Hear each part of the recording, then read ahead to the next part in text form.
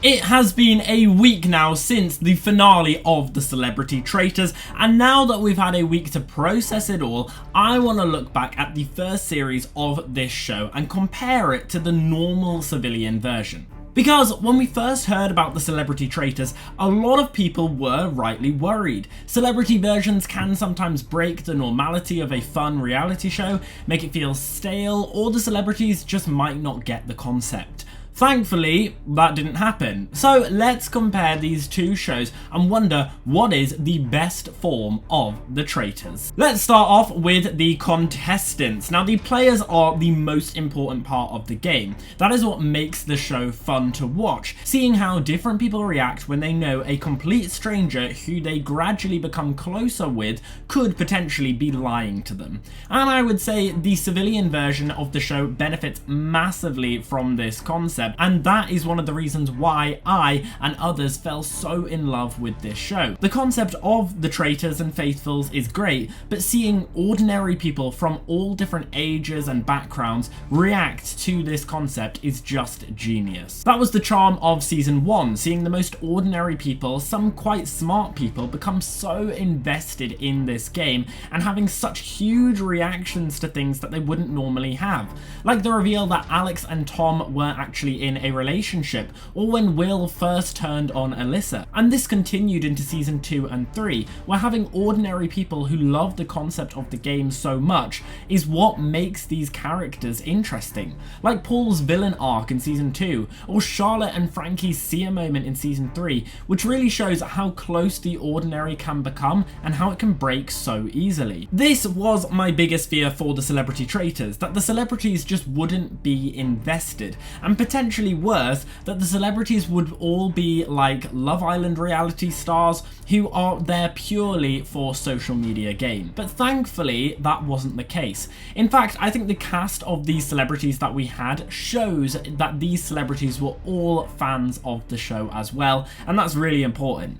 They were just as invested in the concept of the show as much as normal people are. The likes of Stephen Fry dissecting the psychology of the show, or Jonathan Ross seeing every season to prepare, or even Alan mentioning Linda from season 3 of the civilian show, showing that they all have watched previous seasons and are fans. I am worse than Linda. These celebrities love the game just as much as any other player, which meant they are as invested, and it felt just like normal.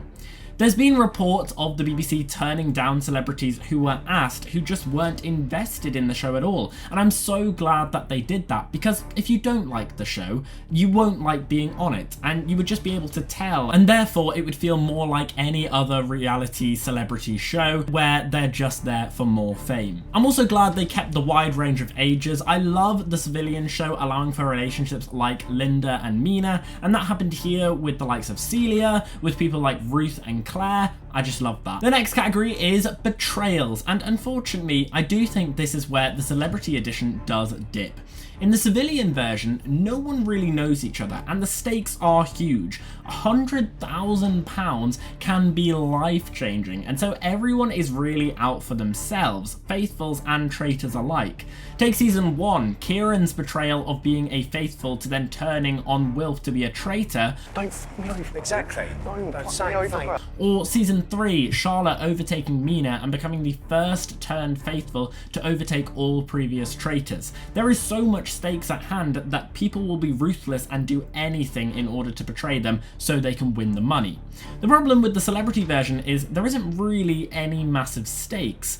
All the money is going to go to a charity, so at the end of the day it is just a game, and so betrayals aren't as common.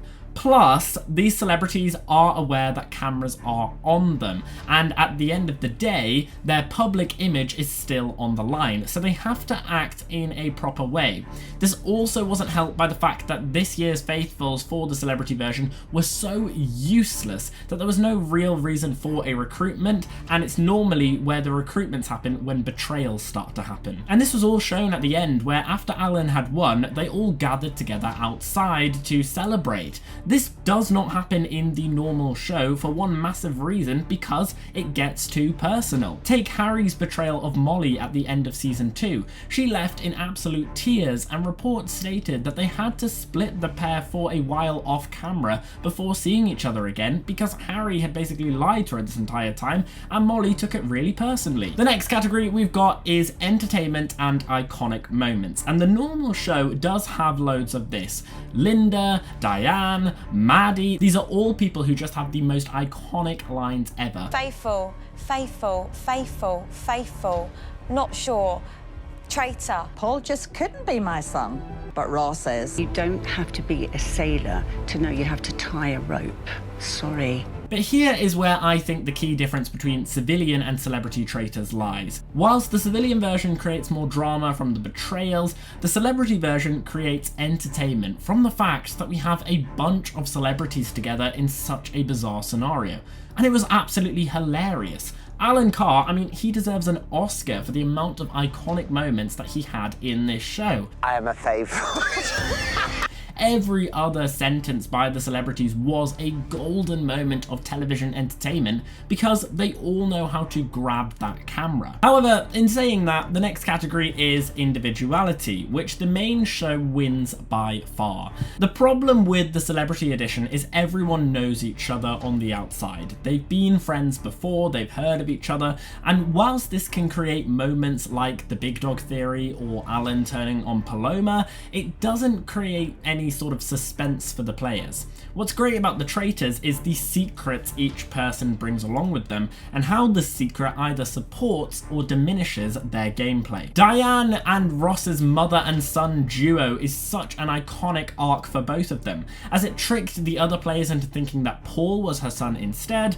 and her death by funeral meant Ross has an arc of revenge when he became a traitor. Or the fact that Charlotte wasn't actually Welsh, and how the ridiculousness of that idea actually led her to becoming one of the most ruthless traitors we've ever had, as no one suspected her. It's a bit of a spanner in the works because I'm not actually from Wales. Or even as simple as Leanne pretending she has a different profession, which led to her winning. The individuality of the players is what makes this show so enjoyable to watch ordinary people over celebrities. So overall, there is points towards the civilian version, and I would say that probably is the better version.